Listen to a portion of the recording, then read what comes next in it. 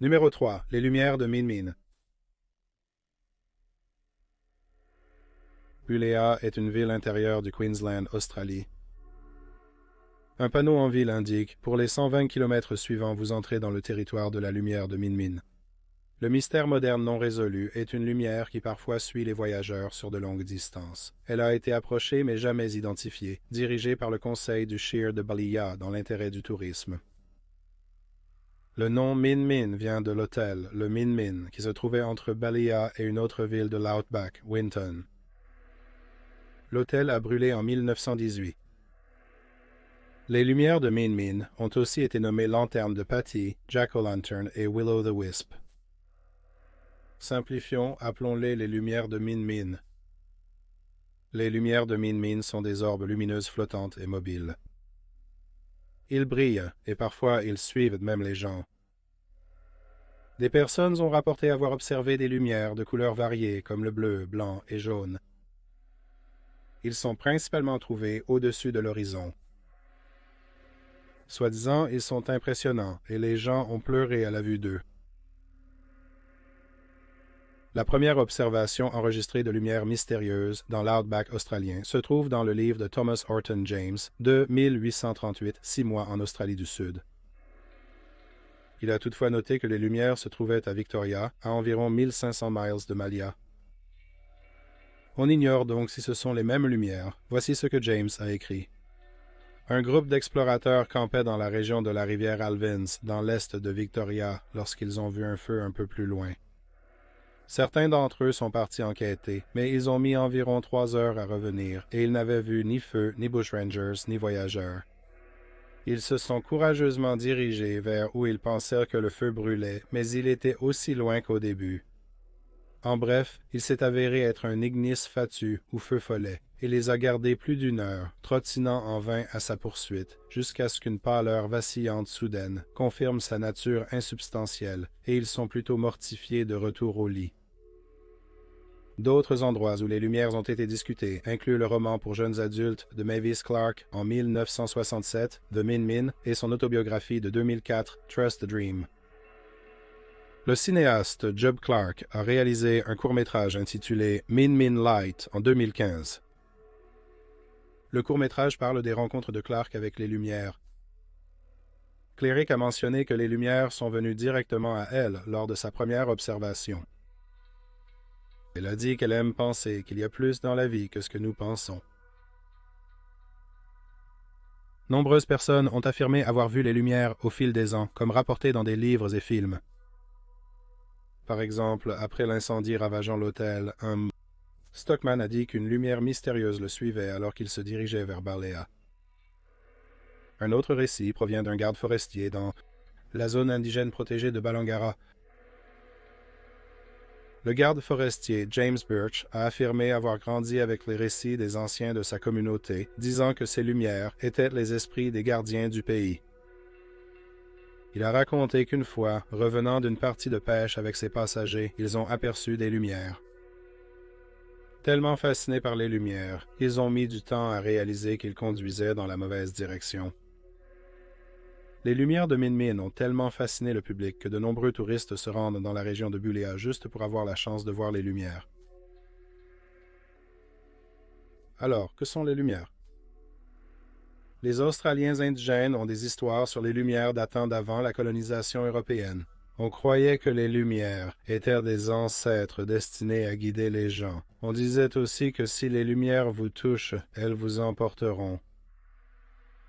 Une autre théorie, beaucoup plus moderne, est que les lumières font partie d'un objet volant non identifié. Par exemple, elles pourraient être quelque chose comme des phares. D'autres pensent qu'il s'agit d'insectes bioluminescents ou de lucioles. Certains se demandent si les lumières sont le résultat de gaz. Jack Pettigrew, un professeur en polymathie et en neurosciences, a sa propre théorie. Il a soutenu que les lumières sont si éloignées qu'elles sont probablement du feu ou des phares très lumineux.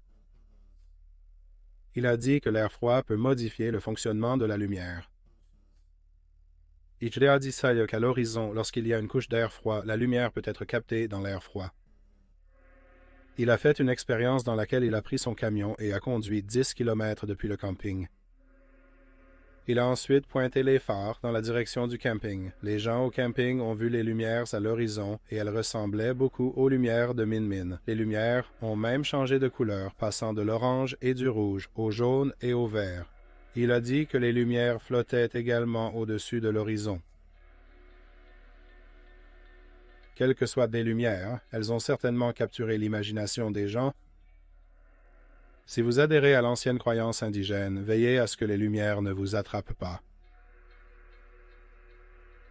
2. Les lumières de Marfa. Nous nous rendons ensuite à Marfa, Texas, pour voir les lumières de Marfa, également nommées lumières mystérieuses de Marfa. Le premier compte-rendu des lumières de Marfa date de 1883. Robert Reed Ellison, vacher, a vu des lumières au loin. Il pensait que les lumières étaient un feu de camp. Le lendemain, il s'est aventuré dans la direction où il a vu les lumières pour enquêter. Il n'a décelé aucune trace d'incendie. Et d'autres personnes ont dit à Ellison qu'ils avaient aussi vu les lumières. Mais personne n'a déterminé la source des lumières. Des décennies plus tard, durant la Seconde Guerre mondiale, les lumières ont aussi captivé et perturbé les pilotes à l'aérodrome militaire de Midland. Comme les lumières de Min Min, celles de Marfa varient de couleur. Elles peuvent être rouges, bleues ou même roses et jaunes. Elles sont visibles la nuit et on a signalé qu'elles étaient environ de la taille d'un ballon de basket. Elles sont vues au-dessus de l'horizon. Ce qui les rend très inhabituelles, c'est qu'elles apparaissent dans une zone où personne ne vit ou où le terrain est difficile à parcourir. Il est donc peu probable que ce soit une personne qui fait apparaître les lumières. Bien sûr, il existe de nombreuses théories sur ce que pourraient être ces lumières. Comme pour les lumières de Min Min, on se demande si les lumières de Marfa proviennent aussi de phares de voitures ou de feux de camp. Comme mentionné, elles apparaissent là où personne ne vit et le terrain est dur à traverser. La théorie des objets volants non identifiés a également été avancée. 2 études ont été menées concernant les lumières. L'une a été menée en 2004 par l'Université du Texas à Dallas et l'autre a été menée en 2008 par l'Université d'État du Texas. Ils ont conclu que les lumières étaient probablement dues aux phares des voitures. Circulant sur l'autoroute 67 à proximité, ils ont également conclu que les lumières pourraient provenir de petits feux.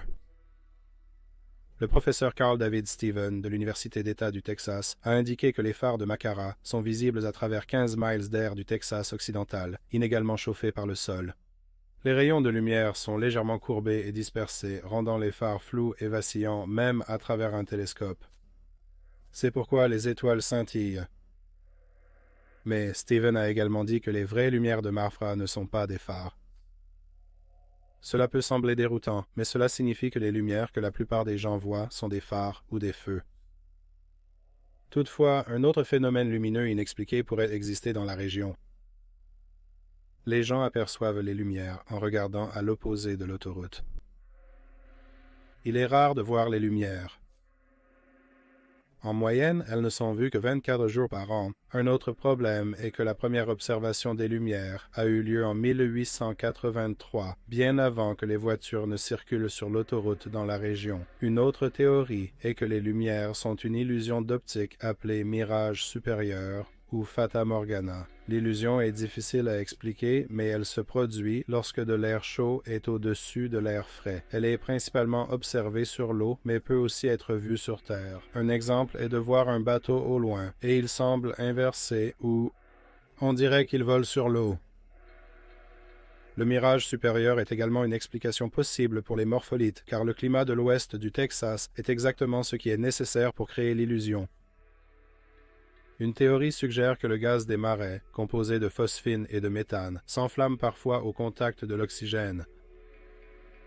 Cela se produit dans les marais et les marécages. Bien qu'il n'y ait pas de marais ou de marécages dans la région, des réserves de pétrole et d'autres ingrédients pourraient être responsables du gaz des marais sans le marais. Enfin, James Bunnell, un ingénieur aérospatial à la retraite, soutient que les lumières sont le résultat d'une charge piézoélectrique qui se produit lorsque la pression est appliquée à des minéraux ou des cristaux. Peu importe la raison, vous pourriez être chanceux si voir les lumières vous intéresse. Un festival de lumière a lieu annuellement à Marfa. 1. Les lumières de Lonsdale. Nous allons vers la vallée de Lonsdale, dans le Peak District, nord de l'Angleterre. Nous trouvons ici les lumières de Lonsdale. La vallée de Lonsdale est située entre les pics Shining Cloak et Bicloak. Les lumières de Lonsdale, aussi appelées Feux du Diable, sont observées depuis des siècles. Les lumières apparaissent parfois comme une seule lumière ou un groupe de lumières. Elles se déplacent et sont de différentes couleurs. Les lumières ont non seulement été mystérieuses, mais aussi très déroutantes pour les gens. Parfois, les lumières semblent être des lampes de poche de randonneurs. Il y a eu des occasions où les gens voient les lumières et s'inquiètent que les randonneurs soient perdus. Des équipes de secours ont été envoyées à la recherche de randonneurs sans succès. Il a été suggéré que les lumières pourraient être le résultat de la sorcellerie. Certains pensent qu'ils prédisent des événements terribles, voire la mort. Comme les autres lumières de cette vidéo, on pense qu'il s'agit d'objets volants non identifiés.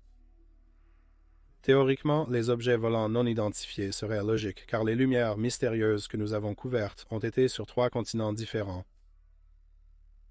Une autre croyance est que les lumières de Lonsdale sont le résultat du feu de torche des fantômes de soldats romains. Soi-disant, ils apparaissent lors de la première pleine lune au printemps.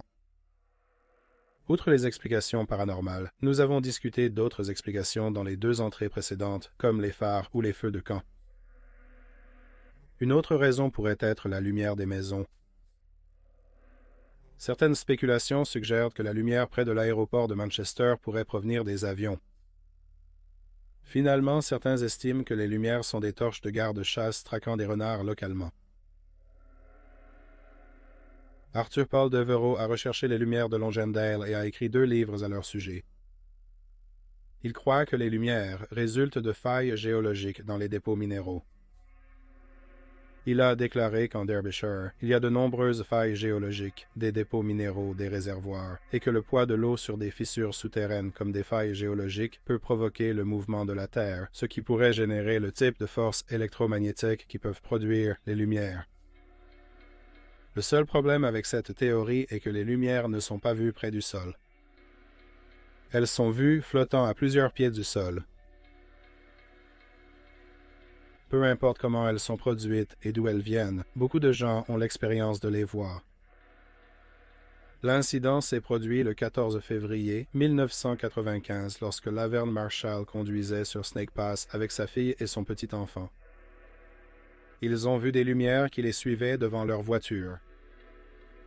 Ils ont observé les lumières bouger autour du véhicule. Elle a dit que les lumières ont disparu lorsqu'ils sont arrivés dans une zone avec plus de lampadaires éclairant leur chemin. Aucune explication sur leur identité, leur apparition ou leur disparition. Sean Wood habite dans la zone où les lumières sont vues. Il habite près de la route où Laverne et sa famille ont vu les lumières.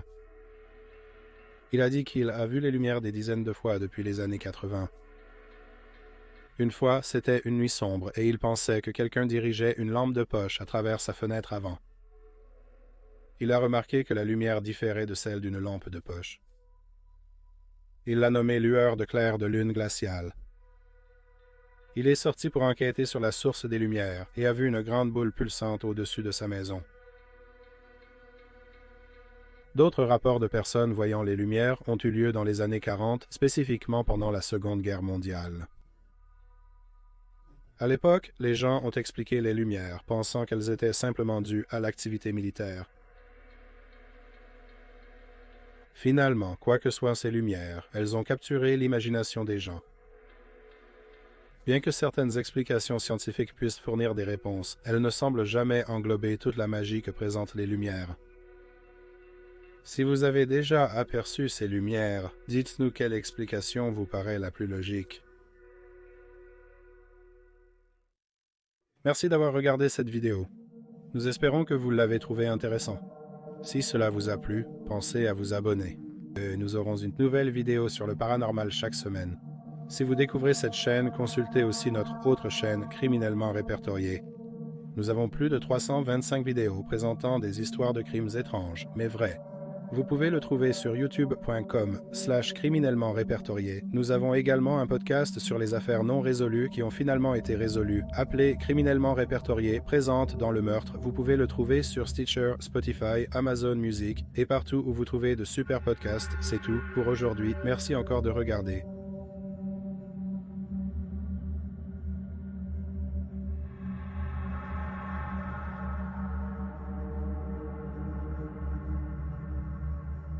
Merci.